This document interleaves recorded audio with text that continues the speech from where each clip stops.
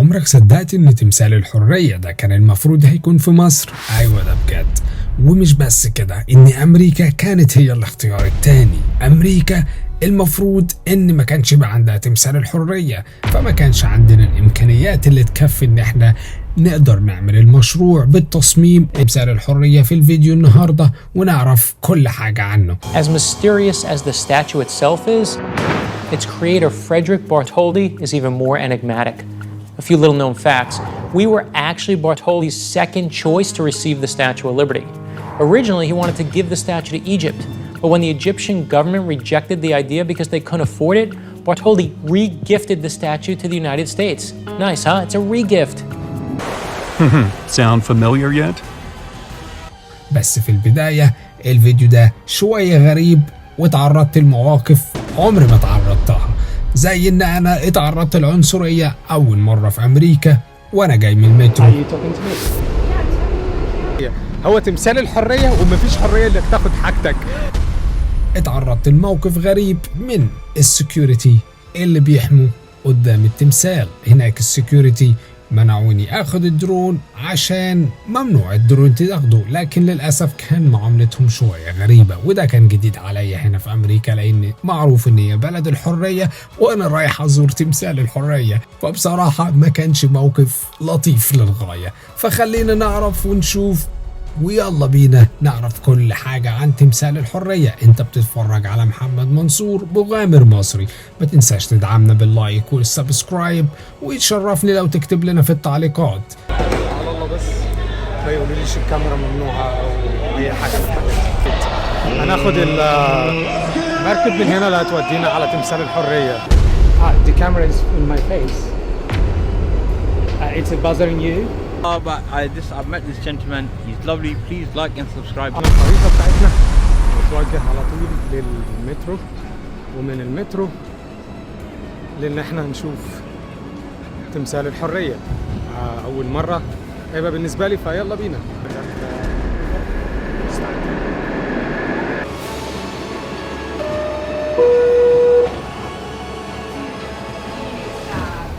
I'm sorry.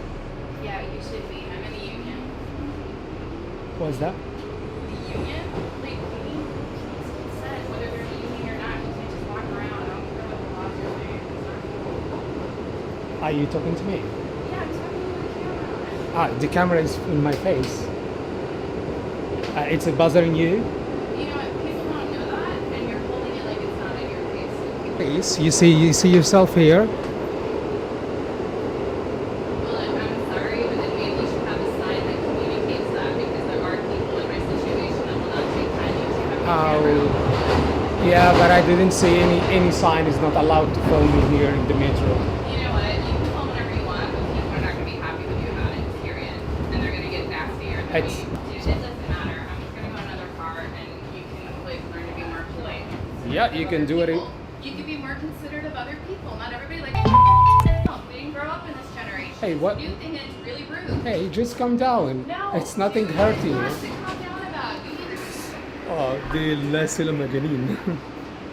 وهنا هناخد تيكت الأول عشان نروح للتمثال الحرية، وده هيبقى عامل $25. بس المركب اللي بتوديك بتبقى مجانا، فخلينا نسأل منين هنجيب التيكت ونشوف. We can't get my ticket. To go where? Ferry is free, so I would for the statue is. You gotta pay. I don't know how much it's for the statue. Thank you. احنا هنا بس في تفتيش كتير كأنك في مطار، فلما نشوف ايه الدنيا هنا كأني موجود في المطار بالظبط. حط كل حاجة على الله بس ما يقولوليش الكاميرا ممنوعة او اي حاجة من الحاجات دي.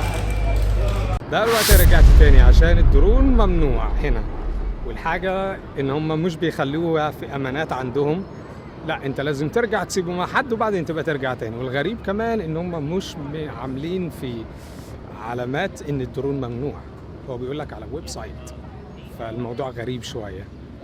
فانا دلوقتي هسيب الدرون مع حد ما اعرفوش او ارجع تاني مش عارف. بس هنا مفيش اي ساين مانعين لاي حاجة من الحاجات دي، ده المفروض ان هم يحطوه يحطوا علامة هنا ممنوع الدرون، بس للأسف أمريكا ما فيهاش كل حاجة حلوة.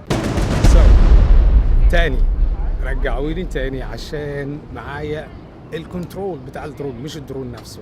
فهنا بصراحة يعني حاجة غريبة جدا، انت حطيت الدرون في جنب، قال لك لا ما ينفعش تاخد الكنترول بتاع الدرون عشان ده برضه ممنوع. اتكلمت معاهم مفيش فايدة خالص. فالحل دلوقتي معايا ان انا هحاول الريسك واحط الكنترول برضه، بس لازم ان انا ازور النهارده المكان ده واشوف. خلينا نشوف. طيب اخيرا بعد ما رجعت الدرون ورجعوني تاني وقال لك الكنترول لازم تحط الكنترول بتاع الدرون، رجعت حطيته تاني. اخيرا دلوقتي للمركب اللي هتاخدنا على تمثال الحرية. National Park Service, once again, welcome aboard. We are now on our way to the Statue of Liberty at Liberty Island. The Statue of Liberty was a gift to the people. وصلنا اخيرا على تمثال الحرية. طيارات من فوقك. تمثال الحرية هناك كده قريب جدا. تمثال الحرية هو محطوط على بداية أمريكا من البحر، اللي هو أي سفينة بتمر كانت لازم تمر بتمثال الحرية. هو ده كان زمانه عندنا في مصر دلوقتي ومستمتعين بيه. ناس كويسين، بتقابل ناس من دول مختلفة كتيرة هنا عند تمثال الحرية. الناس كلها بتيجي من جميع أنحاء العالم عشان تشوف التمثال ده. هنا قابلت. Where are you from? I'm from Peshawar, Pakistan. Peshawar, Pakistan. But let me complete. I live in Australia. My friend came from UK. This guy came from Canada. And this guy, British citizen, but he lives in Pakistan. Ah. So four together got together here, and we basically enjoying this All moment. corner of the MashaAllah. world. Nice. That's very interesting. Great. I don't know who you guys are, but I've met this gentleman. He's lovely. Please like and subscribe to Oh, the And channel. subscribe. عرفتهم على الهيستوري بتاعت مصر مع التمثال، ودي حاجة حلوة الواحد يفتخر بيها برضو، ان احنا كان لنا دور في التمثال ده قبل امريكا. فدي حاجة حلوة مهما كان الظروف اللي عندنا، بس ما زلنا نفتخر يعني، فاهم؟ فدي حاجة حلوة الواحد يفتخر بيها. شفت هنا حاطين لاكر هنا عشان يخلوك تدفع فلوس تحط حاجتك هنا، لكن بره هناك مش مسموح لك تحط لاكر. فده اللي كان غريب اللي انا بتكلم فيه. بكلمك بقول لك البوس عاوز كده.